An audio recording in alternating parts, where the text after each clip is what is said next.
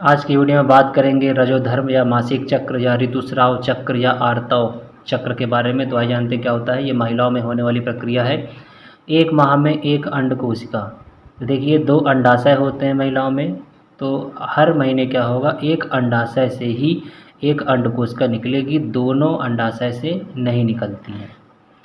अंडोत्सर्ग के बाद यानी अंडे से जो अंडाणु का उत्सर्जन हुआ है उसके बाद यह अंड कोशिका निषेचन के लिए प्रतीक्षा करती है। तो जो अंडाशय है वहाँ से जो अंड कोशिका निकली है वो कुछ वेट करती है कि उसके साथ फर्टिलाइजेशन हो।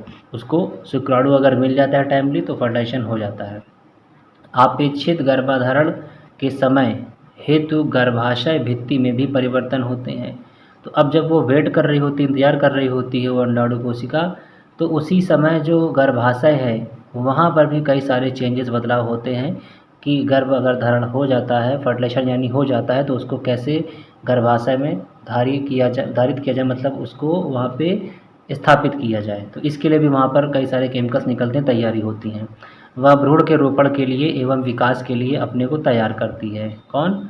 गर्भाशय। निषेचन न होने पर एंडोमेट्रियम का स्तर अनिषेचित अंडाणु के साथ वैजाइना के रास्ते बाहर निकलता है। अगर उस अंडाणु के साथ निषेचन नहीं होता है तो जो गर्भाशय की सबसे अंदर की लेयर होती है उसको एंडोमेट्रियम लेयर कहते हैं। तो वो अनिषेचित यानी उस अंडे में जिसमें निषेचन नहीं हुआ है उसके साथ बाहर वैजाइना के थ्रू बाहर निकल आता है। इस रुधिर स्राव को ऋतुस्राव कहते हैं। तो ये जो ब्लड फ्लो होता है मंथली, तो ये इस प्रकार से प्रक्रिया होती है कि हर माह में जो है एक निकलता है और अंडे के उत्सर्जन के बाद जो अंड कोशिका होती है वो वेट करती है कि उसके साथ निषेचन हो जाए। और उसी समय जो गर्भाशय है वो भी अपने आप को मेंटेन करता है कई सारे केमिकल्स निकाल करके कि अगर निषेचन हो जाता है तो उसको गर्भ को धारण कराना है, भ्रूण को। निषेचन अगर नहीं होता तो एंडोमेट्रियम का जो स्तर है, जो लेयर है, अनिषेचित अंडे के साथ वजाइना से बाहर आ जाती है और जो ब्लड फ्लो होता है, ब्लड फ्लो के साथ में उसी को ऋतुस्राव कहते हैं।